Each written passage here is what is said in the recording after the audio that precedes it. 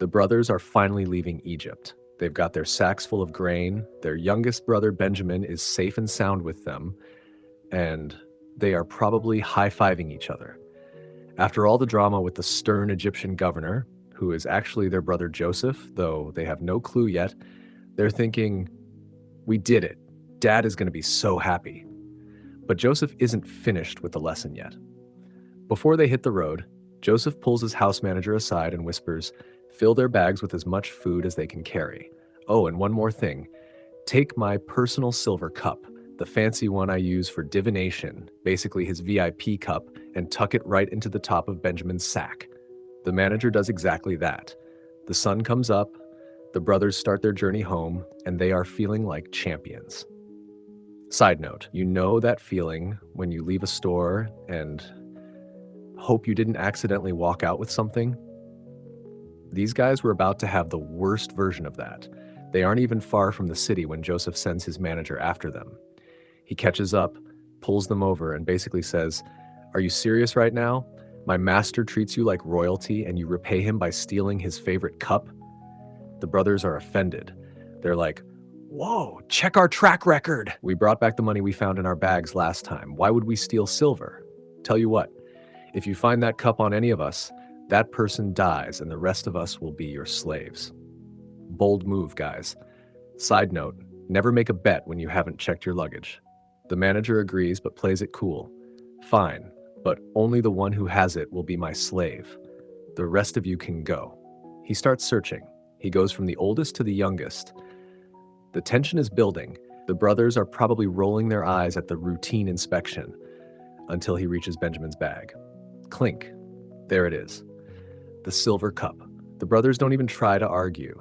They just rip their clothes in grief, load up their donkeys, and head back to the city.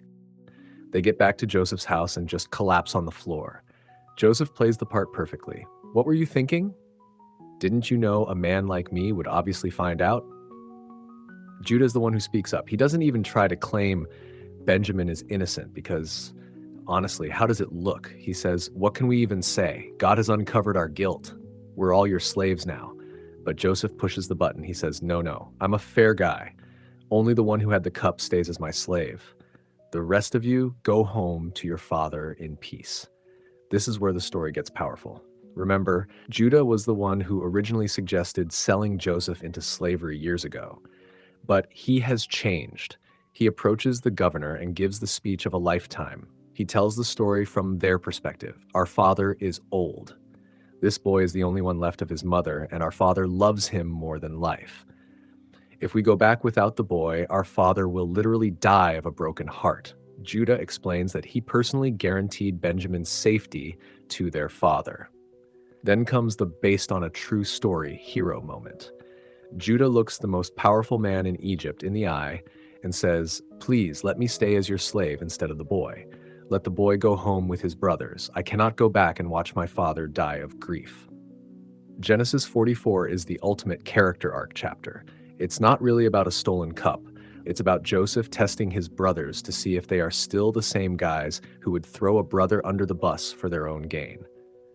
When Judah, the guy who helped start this whole mess years ago, offers to give up his own life and freedoms of his father's feelings and his brother's life, Joseph has seen enough. He knows they've changed. It's a beautiful picture of what we call substitution. Judah stepping into Benjamin's place is a massive foreshadowing of how Jesus, who actually comes from the line of Judah, would eventually step in for all of us. The chapter ends on a massive cliffhanger. Judah is standing there, willing to be a slave, and Joseph is about to lose it. But you'll have to wait for chapter 45 for the big reveal.